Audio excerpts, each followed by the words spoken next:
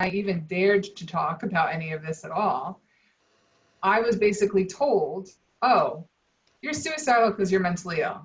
Like, well, how do you know I'm mentally ill? Because you're suicidal. It's kind of this weird circular logic that does not actually mean anything. And it's really important that we figure out how to step out of that for many reasons. One, and some of you heard me talk about this earlier as well today, is like so much of what drives a lot of people to think about like not wanting to be in this world anymore is a lack of sense of power and control over their life. And when you then put someone into a system that then layers onto them what the system thinks is wrong, and therefore what the system believes should be done with that person, often that is experienced as yet more loss of power and yet more loss of control. It also can be really devastating for people who've been harmed by others. For me, I'm a survivor of childhood sexual abuse and physical abuse and verbal abuse. And when I hear people say, well, we hear all that, thanks for sharing that, but you're still mentally ill. This is why you're struggling. Like, yeah, maybe these people hurt you, but it's still what's in your head that is the problem. What I hear that as is, either it makes me feel invisible and like people aren't really hearing me, or it makes me feel like, oh, we're hearing you sort of, but we're giving all the people who hurt you a pass. It's still about what's wrong with you. And that can be really, really harmful to people. Like, I said, the diagnosis often leads to what do we do with someone? And often, certainly in my case, what we do with someone is therapy, psychiatric drugs, and then forced hospitalization, right? And were the pills to actually offer us what is written on these pills, dreams, truth, perfection, love, hope, that would be one thing. But that's not actually often what comes for people with psychiatric drugs. Sometimes those psychiatric drugs can be useful. We are not about taking any tool off the table, but we are about like equalizing the table so all the tools are offered equally and people can have real informed choices. For me, when they put me on psych drugs, the first thing that happened was I stayed up for 2 weeks, which was not especially useful for all the ways in which I was struggling. It just wasn't. And so it's just really important that we think about like what are we actually, what leads us down this path of looking at suicide in this really narrow way as if it were truly the problem rather than, as David Webb said, just another piece of the puzzle. And we're going to end this section on another quote from someone from one of our alternative suicide groups who's just talking about, when they get so boxed in, there's no room to talk, there's no room to be or explore why someone's in this place or where it's leading them, because really the moment you open your mouth, you end up in a hospital. And that's so silencing and can leave people even more isolated. Thanks, Sarah.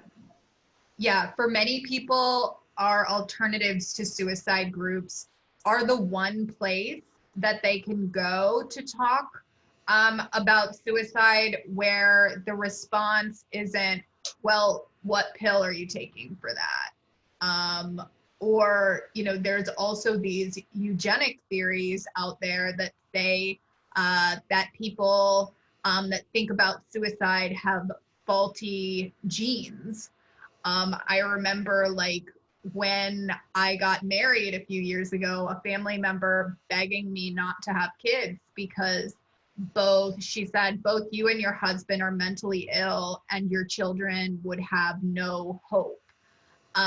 So there's so much discrimination out there for people that have struggled and have been labeled in this way. And I would love to have time to go down and unpack chemical imbalance and genetic theory with you all. We love to do that in our trainings, but we don't have time for that today. So what I want to say about alternatives to suicide groups is, each one is special and unique. We explore the highs and lows of human life.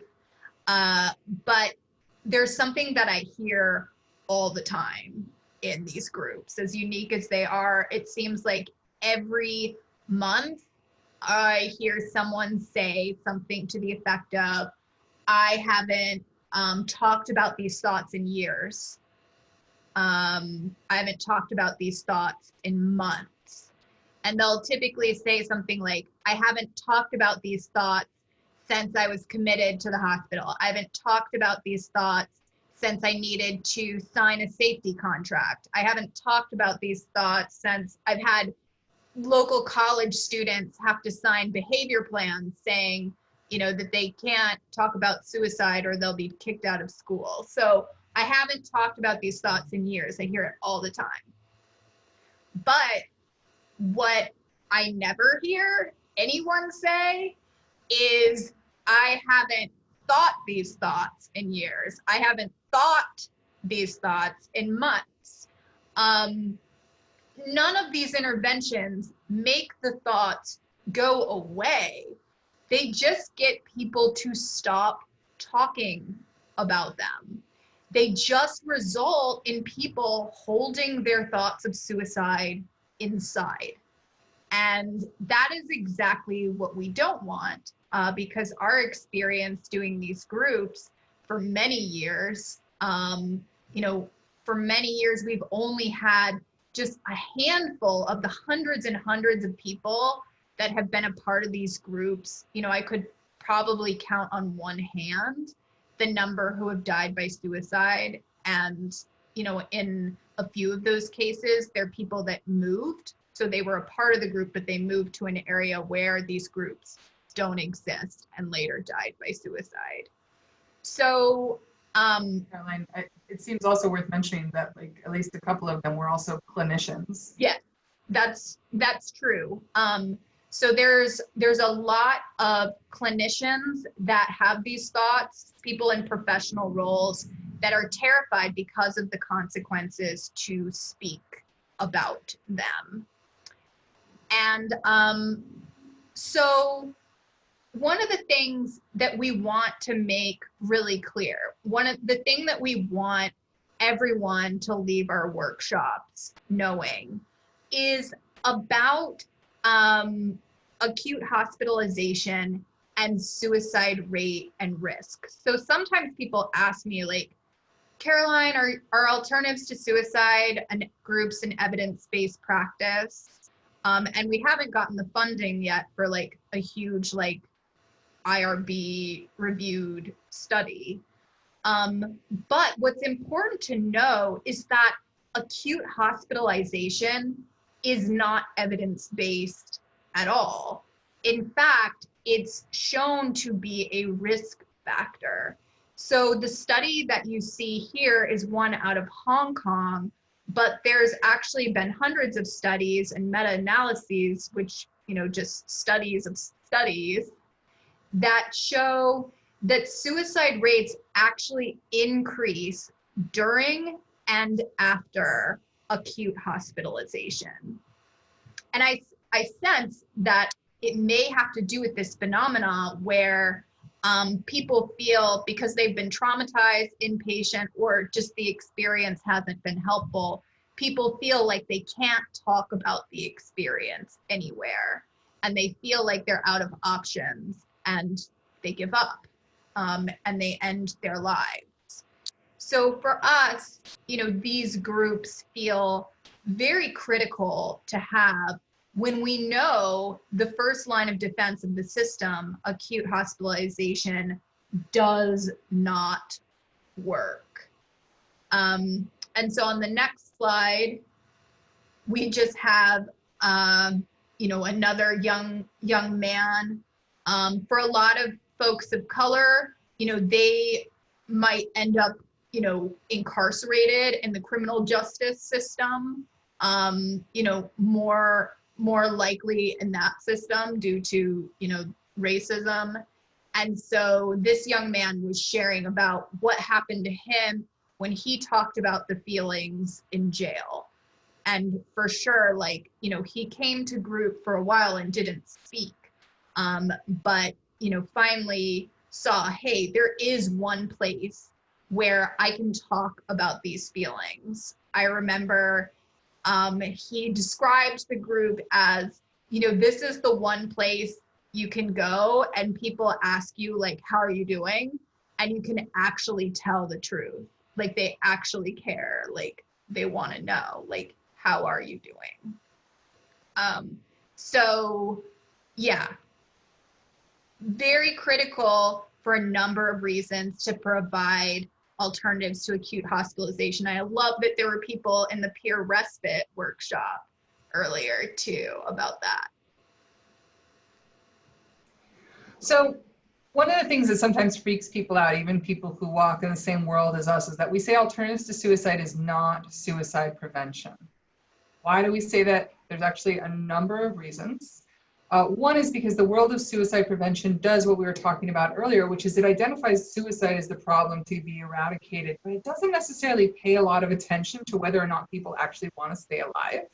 You know, so there's a big difference there between controlling someone enough that you take away their potential to take their life and supporting someone enough that they find their own reason for wanting to stay alive.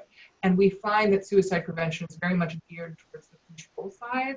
And like you see that with these SAMHSA funded initiatives, other initiatives, things like Zero Suicide, that kind of really ignores some of the history, the reality that people have taken their lives since the beginning of time, and just really encourages people to take whatever means necessary simply to stop someone from killing themselves without really paying attention to the bigger picture.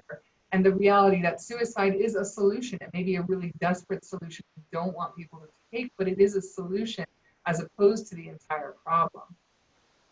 And I want to challenge something that I was seeing a little bit in the chat box, which is that, you know, I do think it can be different for some people to have thoughts versus plans. But the reality is a lot of us have plans, sort of the backup plan in the back of our head. And I don't know that for a lot of us that necessarily means too much different. So if you're thinking, when you ask the do you have a plan question in the risk assessment, if someone says yes, well, then you really know that they're high risk. It's just not what we've seen. It's just not what we've seen in research. It's not what we've seen in many of our experiences. I want to share a brief story as far as some of my experience with, you know, this idea of suicide prevention, which is about David. And David is someone who was sent to me by the Department of Mental Health. According to him, I picked up the phone one day and he said to me, the Department of Mental Health told me to call you because you know the answer. I'm like, oh God, the answer to what? I'm pretty sure I don't know. So it felt like a little bit of setup and probably not exactly what the Department of Mental Health actually said to him, but that's what he was coming to me for. I said, I don't have the answer, but I can hear what's going on and I can talk with you through it. And what he wanted me to know was that he was suicidal. He was suicidal. He absolutely had a plan. He had a plan, he had a date, he had a weight, you know, everything was kind of planned out. And I had to make a decision through the course of my conversations with him, and there were many conversations on the phone, in person, and on Facebook, which is probably his favorite place to contact me. And I had to make a decision about whether or not I was going to be someone who he could really say all those things to. And I made the decision that I was going to be. And I said, you know, you can say anything to me. There, under no circumstances will I call anyone against your will. Not the police, not emergency services, no matter what you say or do. And there were a lot of ups and downs through that, but he appreciated that. He talked to me very openly, but there was still this tension because I guess I was still kind of invested in him not choosing suicide, and that would come through in the conversations. And so he'd get very frustrated with me, like, no, you're still trying to talk me out of this. This is not, you're not hearing me fully. And what I had to ultimately do was ask him a very different question that really represented my letting go of the idea that it was my job to prevent suicide for him, which was, okay, I hear you. I hear that you are going to die in this way. I get it. I just wonder if there's anything you want to do before you die.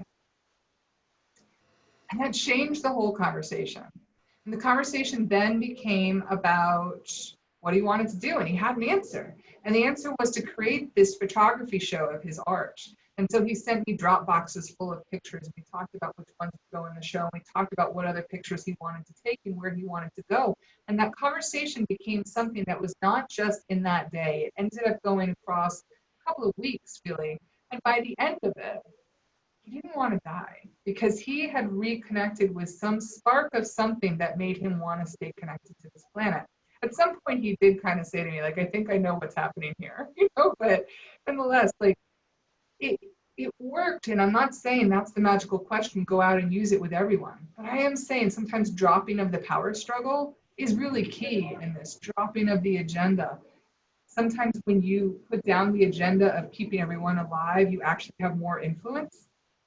Now, I say his name, I share this because he did end up dying, but not of suicide. He ended up dying.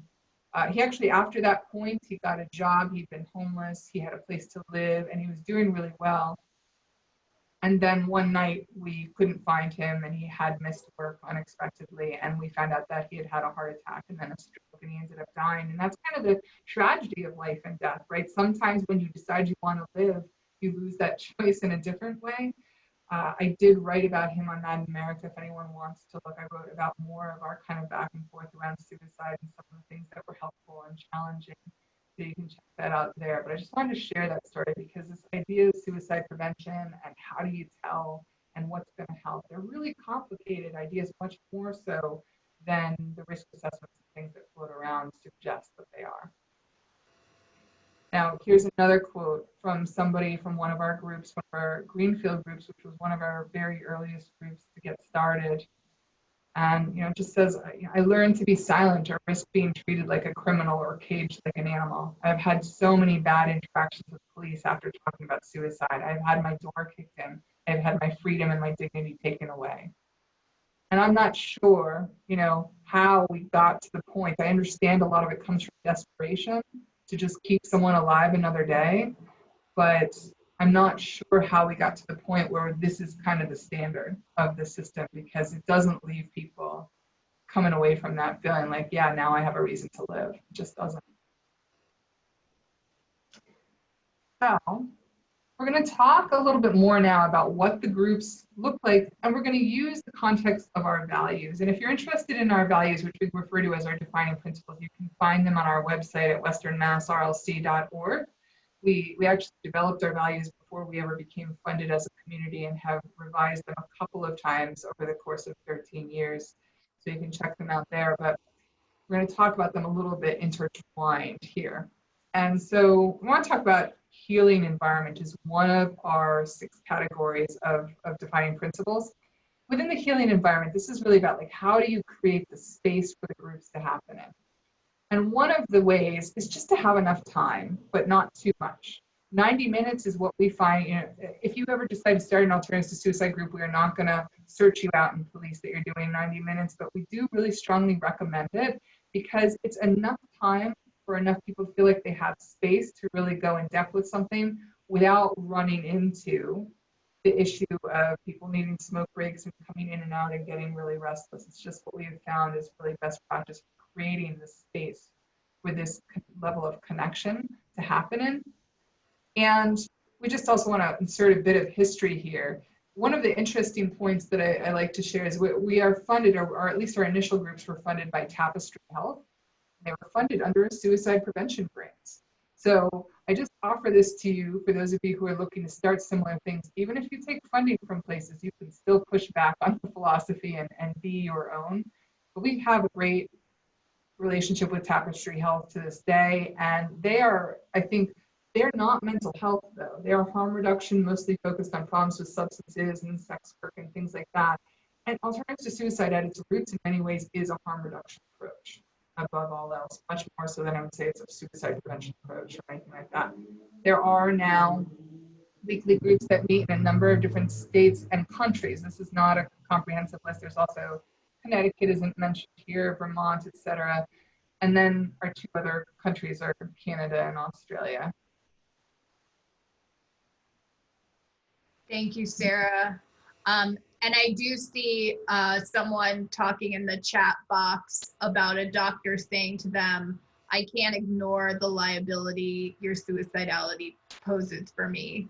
So in our longer trainings, and definitely the ones that involve clinicians, like our 2-day when conversation turns to suicide, we spent a lot of time looking at the myth of liability. We have allies in our movement that are attorneys that have done case law review. and have actually looked at the cases and found, for example, one statistic is the odds of a non-prescribing outpatient clinician of being held liable in the event of someone's death by suicide are the same as their odds of being struck by lightning. So this idea that people are going to be sued as a result of someone else's death by suicide are, it's a fear it's very much overstated. And certainly there is no case in American case law of a peer support community being held liable in the event of someone's death by suicide. And alternatives to suicide groups, are very protected by the charter that states we're not medical treatment. And because we are not medical treatment, you will see on the slide that these are not groups that require any type of diagnosis or intake or qualification. Our groups are quite open to the community. And I want to be really clear that these are not specifically suicide attempt survivor groups. So sometimes, I'll go to conferences and I hear Dee Dee Hirsch, for example, talking about how they have peer-to-peer groups around suicide. But when you sit in the workshop and you start to unpack it, it's quite different than what we do. There is a clinician there. The groups only last for 8 weeks. And everyone that attends has to be screened and must be a suicide attempt survivor who no longer is thinking of suicide. So we don't stand at the doorway of the Quaker Meeting House in Northampton and ask people, hey, have you tried it yet? Have you tried it yet? Because otherwise you can't come in. When said out loud, it sounds absolutely ridiculous. We keep the groups open so that people can come, when they have a need to talk out these thoughts and experiences. And the group, it's amazing like how they are collectively held by the people there. Folks who are suffering still have a lot to offer others. And sometimes it's in, validating another person that it can draw me out of my pain for a little while. I mean, we all know about this phenomenon as peer supporters. So next slide. And these groups are co-facilitated. There's always 2 folks there, ideally both, but sometimes just one of them has really been through, the training process and looked at these values in depth. And neither of our facilitators are clinicians. Both of them are people that openly identify with having their own thoughts of suicide and talk about those experiences. We don't expect for people that experience necessarily be in the past. These aren't peer roles like, the one I worked in a dozen years ago in North Carolina where, I'm the peer, so I'm supposed to have it all figured out. I don't struggle anymore. And, if you do what your therapist tells you, you can be like me. This isn't that type of thing. That type of narrative is a setup. People struggle because we're acknowledging that a lot of what causes us to think about suicide is external. Obviously, people are going to have those thoughts again. And so there's this emphasis on social justice and collective healing that you see mentioned. And, as a facilitator, there are certainly times, like I remember the groups we held like right after the Trump election, and there were people that were absolutely terrified of their citizenship, trans people that were terrified that they wouldn't have access to their healthcare needs. And yeah, I mean, there were times when it was very dark and we were kind of sitting in the dark. And it was hard. But, you know, it was like being in darkness, but as you're sitting in it, you reach out and you feel a hand. So I've learned a lot over the years, like, you know, sitting kind of in the dark and the ability of human beings to hold things when they're not alone in it. All right, I just want to respond to a couple things that are happening in the chat box. One is I just want to clarify too. So we mentioned zero suicide really briefly, and I just want to say that my experience is that good work can happen in any framework. Zero suicide, assist suicide prevention, which I think is like incredibly, you know, like I've had some real experiences that I can talk about later if you're interested in. Just any, you know, any traditional or conventional mental health system, people can do good work if there's good people in there wanting to do good work who are willing to sort of push the limits and be creative. So when we name some of these things, it's not to say that like, oh, anyone who's doing any of these things or connected to any of these things is necessarily not doing anything worth doing. But I do want to say that what we're trying to push on is the fundamental messaging, even just the name zero suicide and how that drives that idea that, you know, our primary goal is to stop all suicide. It's problematic in what it tends to drive people to do. So that's not quite the same. And our intent is not to say like you can't be doing any good work within that framework. So I hope that is clear, that difference there. But we do really want to challenge how these things get framed, especially by our systems and our governments. Okay. The other thing that I wanted to just touch on briefly, because it's a really important point, is mandatory reporting came up in the chat box. Someone asked, you know, how does mandatory reporting influence this? And so what I wanted to say is, first of all, for the most part, mandatory reporting has nothing to do with suicide. And people use that language as a way to sort of trap us in. So what do I mean when I say that? I mean that in pretty much every state, the technical mandatory reporting laws are referring to the laws that say if you are aware of or suspect abuse of someone who's under 18, considered elderly, or considered disabled by a caretaker, that you have an obligation to report that to the body defined within that law. And that's mandatory reporting in most states. And you can find, you know, I can try and unearth some links for you in a little bit that will let you look at the laws in your state for mandatory reporting specifically. Unfortunately, a lot of mental health organizations refer to their expectation, their internal policy that you report that someone is suicidal as mandatory reporting. And the problem with that is that it convinces people that it's something that's been required outside of the organization. Now, I'm not telling you to ignore your organizational policy, but I am saying you have a hell of a lot more opportunity to influence and advocate for change for that organizational policy than you would if it were something that's happening beyond and outside of your organization as a law. So that's one piece. There is another law that you want to be aware of in your states that can sometimes link to suicide, and that's duty to inform laws. Those duty to inform laws vary sometimes vastly between states. They tend to have more to do with if you are aware that someone is threatening, like if I came on here and I told you all that after this workshop is done, I'm going after Caroline, but don't tell her, you know, and I have like, seems like a realistic plan with real intent there, then many states will say that you have an obligation if you are generally like a clinician, et cetera, but defined by states differently, to then let Caroline know or pass it on to the police or what have you.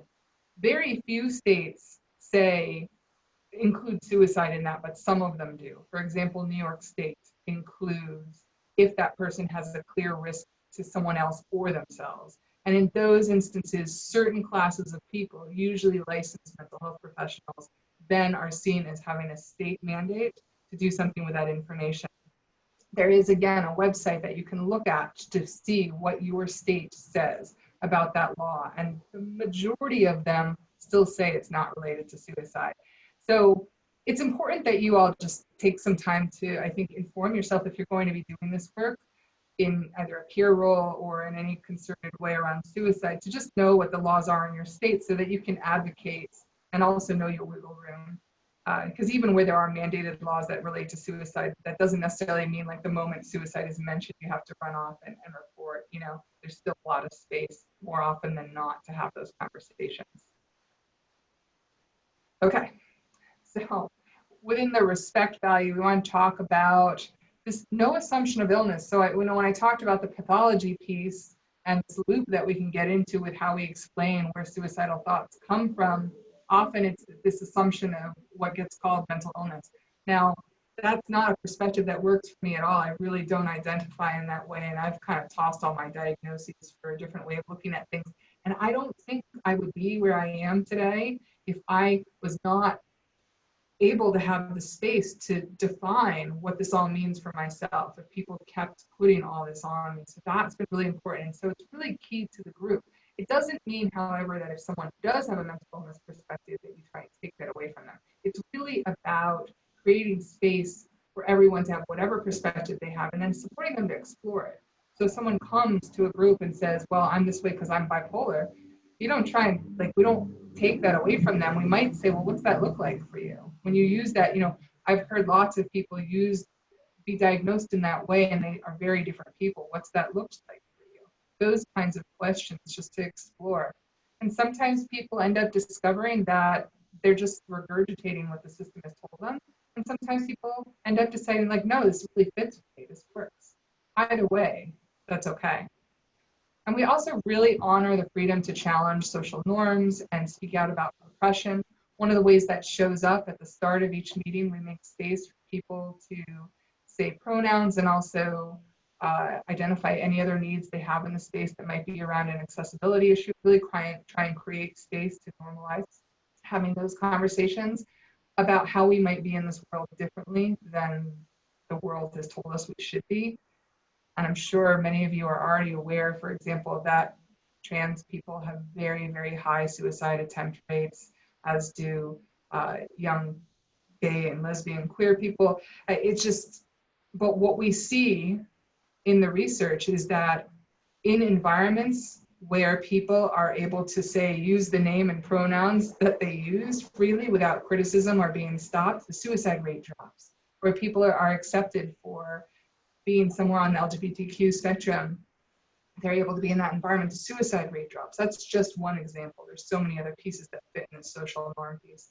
And then, you know, as I think you've probably heard in many workshops at this point, we really value the idea that people are the experts of their own experiences. And as I said in the earlier workshop, it doesn't mean that people come with all the answers on the surface, but the part of the point of the group is that we support people with questions, with validation, with just listening and being present to peel away some of the layers that have sometimes gotten layered on top of what their truth is, and to discover, to bring some of those answers to the surface. That's a really fundamental piece of what these groups are about. And then potential for change. So this first bullet I could talk at length about, but I won't, because I want to get us to questions. So we really value this idea of being rooted in curiosity instead of fear. And some of that means recognizing that sometimes we act out of our own fear about someone else. So in our 2-day, when conversations turn to suicide trainings, for example, we spend some real time talking about how problematic it is to say to someone, oh, I'm doing this for your own good, which I think I saw in the chat box earlier, when in fact you're doing it for your own good, to not have to be afraid anymore, or to deal with the liability risk or things like that, to just really be able to be honest and recognize your own fear, own your own fear, support other people to own their fear, and then just be curious with one another, see where we can take things. And we've already mentioned the second bullet a bunch, that how important it is to just support people to make meaning of their own experiences, and also, you know, just accepting that we're at where we're at, but that there's potential for change in everybody, and not necessarily in predictable directions, and leaving that space open is really important. Thanks, Sarah. Genuine human relationships.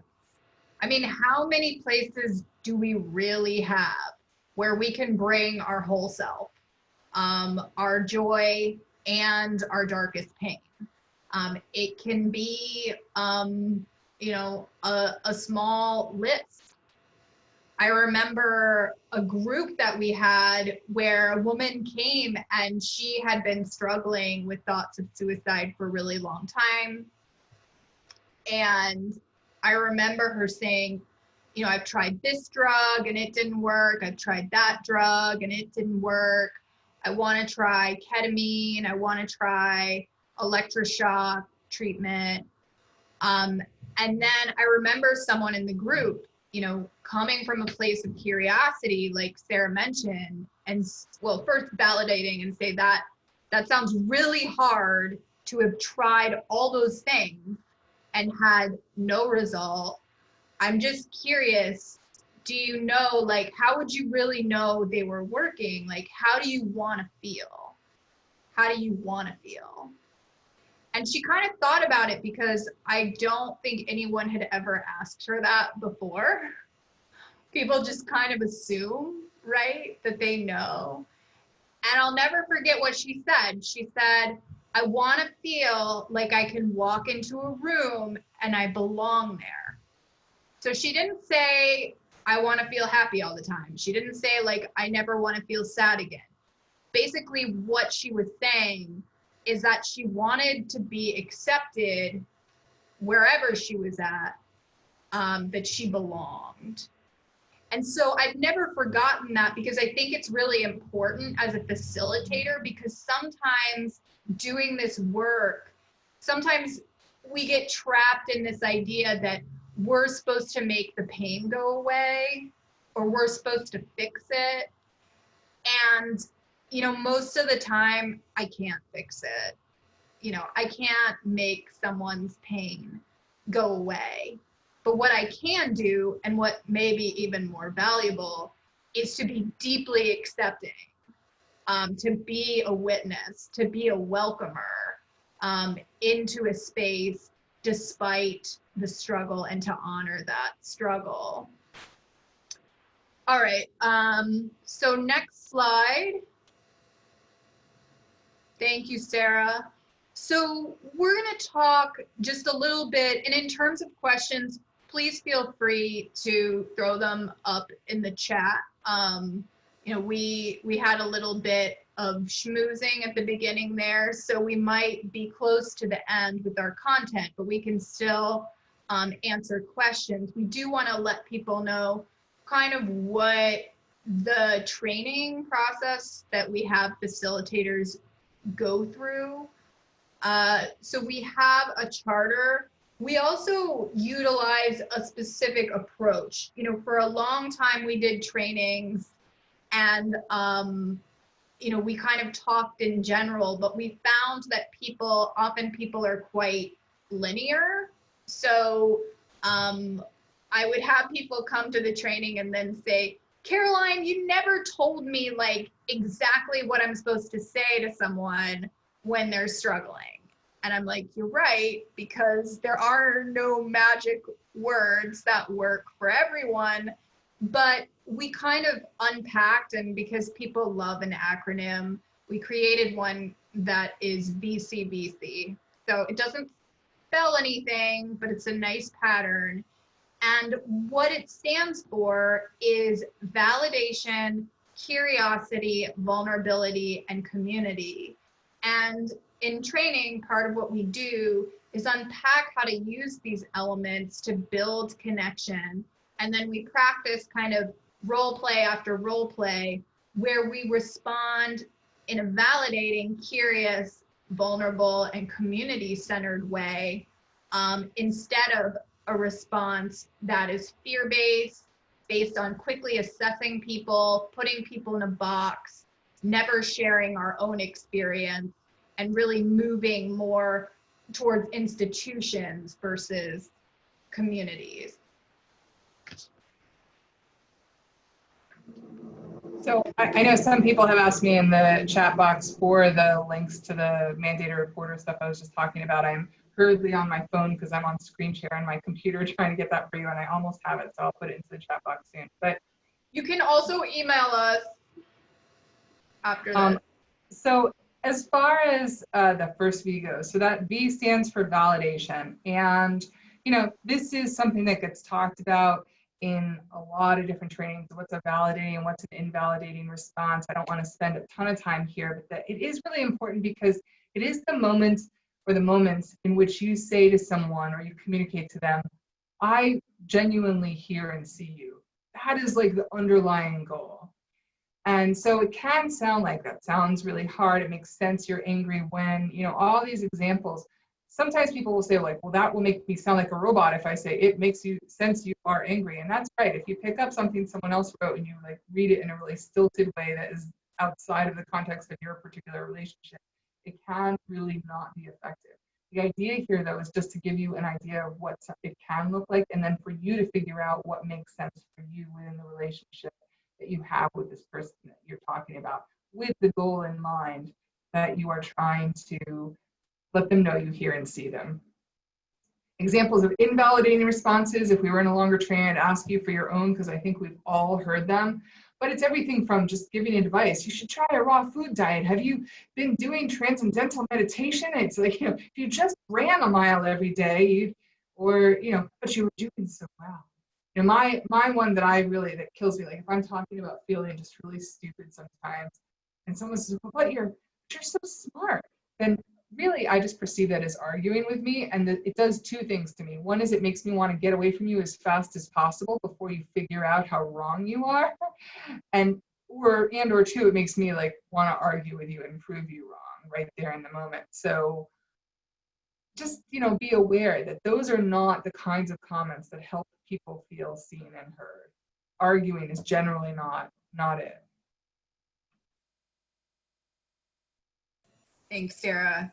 Yeah, so often when someone jumps to solve an issue, they don't even have a sense yet of what the problem is.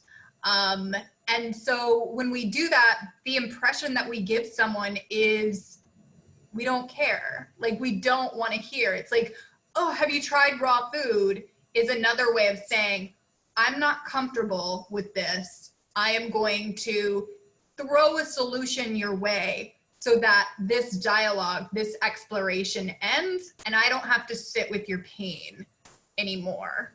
But that witnessing, that exploration of pain, I've seen it over and over being exactly the thing that helps a person move through it. I have seen week after week that people that have a practice of naming and exploring thoughts of suicide are not people who end up dying by suicide. But staying in dialogue is super valuable, and that is where curiosity comes in. So I'll name an experience. I was in a group once where a person came to group. They had literally been hospitalized 3 times that month for suicide attempts, and yet not one person on any one of those expensive inpatient stays asked them why they wanted to die. Not one. Asked them why. And so here we have an image. Again, this is from Sera's Mad in America work.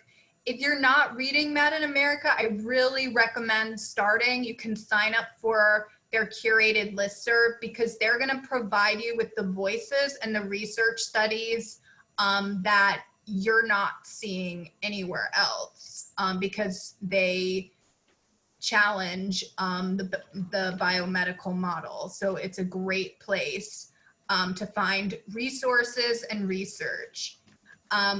So this image basically shows, this image could bloom out infinitely like a flower of all the things that people mean when they say those 3 words, I feel suicidal.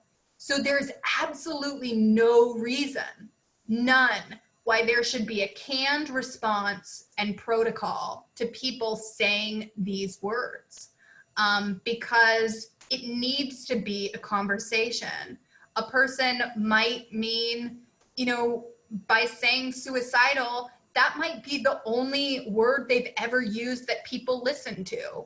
So I know like my emotional vocabulary has been, stunted because no one would listen if I said I was angry. But suicidal, people would hear that. So there's many reasons why people would make this statement beyond wanting to die. And if people are thinking of killing themselves, those reasons are just as diverse as well. So, in our groups, we have talked about all of these themes.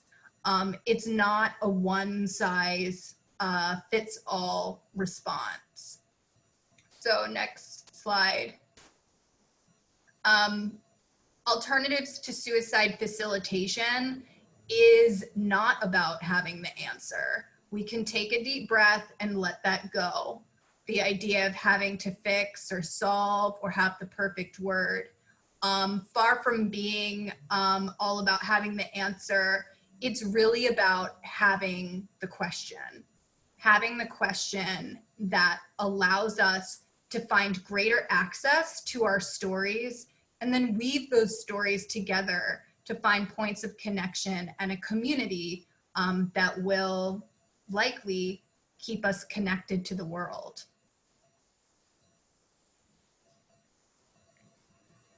So vulnerability, the second V, I like to talk about this as, if validation is saying, I'm going to show you that I hear you and see you, vulnerability is then saying, and I want to let you see a little piece of me as well. And despite popular belief that even like clinicians are not allowed to do this, they might be more limited. There are ways to show a piece of yourself, no matter who you are. I really believe that. Even if you don't feel comfortable saying, yeah, I've been suicidal too, you can talk about the pain, the emotion. We've all been so angry or so hurt or so scared or so sad, and we can talk about that. And why would someone want to open up or consider it to be, quote unquote, safe to open up to someone who's kind of like this wall of staff? That's often how we're trained to be in the mental health system. But I think all of us who are in this room right now, or most of us anyway, have been doing some sort of peer support work, and we know the value in sharing some piece of ourselves. But this is also a place where we get to say if we have limitations. And those limitations can look like a lot of things. Maybe you do work for an organization where if somebody talks about suicide, then you do have X, Y, and Z steps to follow. So someone should know that before they start having that conversation with you. And you probably are not going to be the best person to do an alternative to suicide group.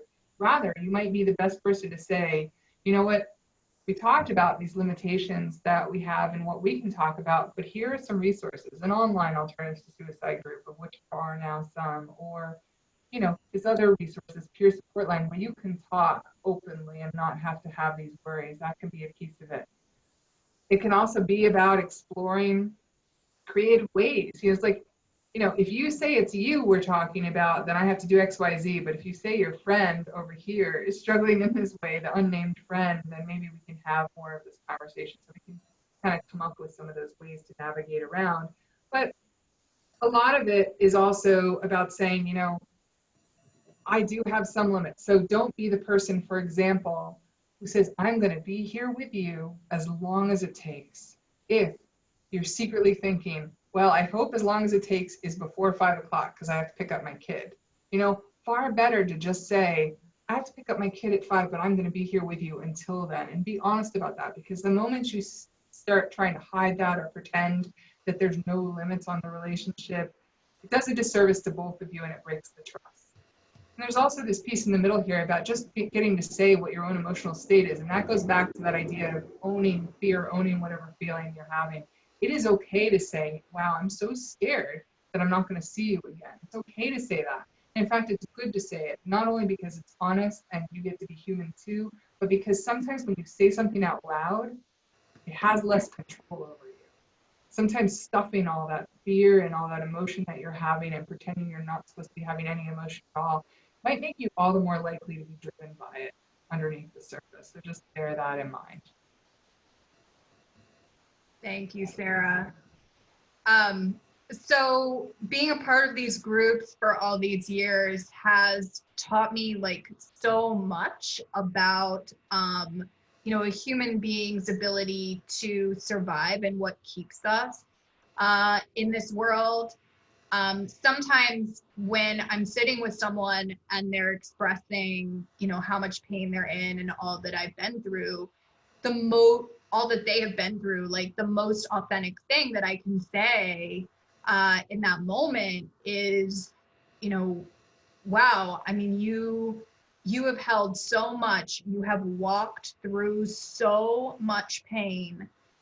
What's your secret? Like, how have you survived? Like, what do you attribute to being still here?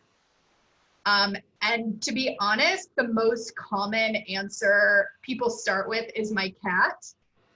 They will say they didn't kill themselves because of their cat. Sometimes they say a kid. But then most frequently what they attribute like their ongoing survival to is being a part of a community where they have a purpose, a role, and where their lives have meaning, where they're not just this broken person there to be helped and then kicked out when their insurance runs out, but like a real community. And so for me, if you've heard my story, that involves playing roller derby. It can certainly be for like a lot of people, the groups themselves, spiritual communities, getting involved in like social justice organizations.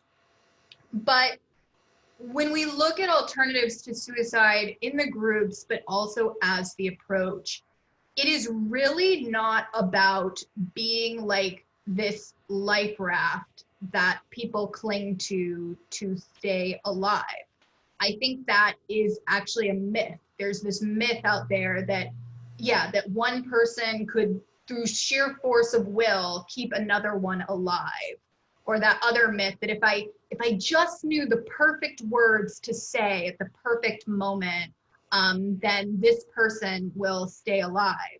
Alternatives to suicide is about letting go of a lot of that, not being a life raft, but potentially a bridge, to walk with someone towards, a place where they could be connected. And Sera's story about David and what he wants to do before he dies is such a huge piece of that, that expression of his creativity in community. So someone had asked like privately a question in the chat that I think is sort of related to this about, when supporting others, like how do I keep from absorbing all their pain? Like being empathetic is great, but what if it like brings up big stuff in me? And what I'll offer is alternatives to suicide groups. It's not about absorbing, but it's providing a place where people can be witnessed. And so, sometimes people ask me like, how do you do this work? Like, what if someone like leaves the group and they're still really sad or struggling? And there have been many, many nights where, we don't tie it up in a bow. Like certainly many groups like end in laughter and everyone feels relieved and super good afterwards, but that's not always the case. But I sleep quite easily at night because I know that in that group, while I haven't solved anything, I have been willing to listen deeply to another person, to hear them, and not only that, to share a part of myself. So I have been willing to do two things, listening deeply and being vulnerable, that most people in the world aren't willing to do at all. So I can feel good about offering this alternative space with radically different values. And while it may not solve like every single problem, it provides people a place where they can be accepted, cared about, and sustained. And so what I'll offer too, something I've heard that I thought was really interesting from people is that there's folks that have told me that what kept them alive was just knowing about the group. So they were like they weren't able to, sorry, I have to see this comment. There's a comment about me sleeping well, and I think that's facetious. But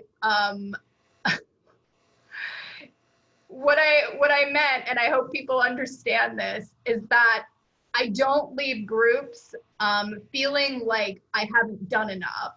I leave groups knowing that I've offered something that people can't access in most places. But yeah, as for sleeping well, as a voice here living through a pandemic, trust me, there are some dodgy nights. So I forget like what thought I was trying to make before the ye old Zoom chat box blinked my name at me. But hey guys, you know, we're all getting used to this conference thing where like there's like a running ticker tape of like commentary while you're presenting. So good luck when it's your turn. And we've got like 5 minutes left. If anyone has questions, whether about my sleep habits or not.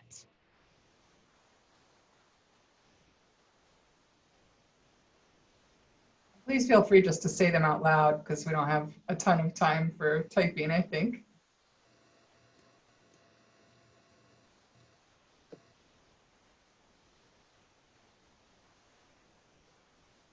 You might have already covered this, but I'm just curious, is there facilitator training on Zoom available since I live in Oregon? So I was just curious because I would really love to do a group like this. So go ahead. You looked hesitant, so I wasn't sure. So there hasn't been, we've been reluctant because honestly, when we're doing online trainings, we're seeing a lot of people like paying attention to their kids or sleeping or like on their phones or what have you. It's been really hard. This pandemic thing settles, and we actually were supposed to be doing a training on this in Oregon when this conference actually officially was. So we're hoping to get back there. But that said, we are at this point, because this is going on for so long and so important, we're hoping in the fall to offer one. So if you are interested and you go to our website and you sign up for our e-newsletter, that is your best bet to get training notices quickly as they come up, and some of them will be in person, some of them will be online. Yeah, but if you're gonna come, please just have your kids and everything, you know, be able to be present. Yeah, we're definitely a lot, like we said, a lot of this training is role play based, and it's also super interactive and vulnerable. So we're still figuring out like an online piece, but yeah, we will likely offer one this fall. I don't know if it's something we'll continue, but we have to be aware of like immunocompromised folks. And yeah, I also want to say like watch the newsletter, because there may be a lot of people signing up for seats, and so a training like this can't be 80 people due to like what we're going to be practicing and discussing. I had a question. Can you show that slide again? I think it was the vulnerability slide. The one where it says like things, no, a little further back, sorry. The one where it says things not, or validation, things not to say when validating Yeah, that's the one. Can I take a picture of that? Sure. Because I say that, and that's really good for me because I've said before, like, I know exactly how you feel. And Yeah, it's tempting. It's tempting to say that stuff. I think, I have a friend who actually passed away a few years ago, but she used to say things like, I've never been exactly in your shoes, but I've been in the shoe store.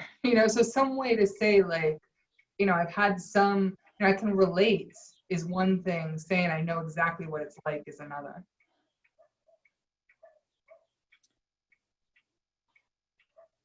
I would like to say thank you for making me understand that I'm not crazy just because I look at the world and I look at my life and I think I just don't want to be here anymore. And it's not that I'm suicidal and I've got a plan. It's just I'm tired and would like to just check out sometimes. Actually, quite often, maybe once or twice a day. Maybe more often with this pandemic. Yeah. Absolutely. Yeah, I deeply identify and hear a lot where, thoughts of suicide are grounded in this deep weariness. And what's behind a lot of it is a need for rest. And yeah, I'm excited because I'm taking the day off tomorrow. And I'm going to do just that. Do a little bit of resting. Yeah. Somebody, there was a group that tried to replicate alternatives to suicide, but didn't go through any of the trainings or anything. And they came away with all these weird rules. And one of them was that any facilitator of an alternatives to suicide group could not have been suicidal, had any suicidal thoughts for like a year or two before. And we're like, oh my gosh, we have to fire all our facilitators. Because, part of what we try to come to with this is that for some of us, this is just the way of being in the world. It's really challenging to be in this world. It's exhausting. There's a lot going on. And it's not so much about, again, getting rid of all the suicidal thoughts as it is about like, how do we navigate being in the world in the way that we are and have things that make us want to keep going. Yeah. And it's not, I'll leave it at that because we're out of time. Thank you all so much for coming out to our first Sera and I's first peer apocalypse. Didn't look quite the way we thought it would, but we're glad that we could spend this 90 minutes with you talking about these groups that have been so meaningful in our lives. Thank you so much for that presentation. That was amazing. Thanks. All right, awesome. And just a reminder, these will be, the recording should be available on our website at peerapocalypse.com. But yeah. Thanks, everyone. Bye.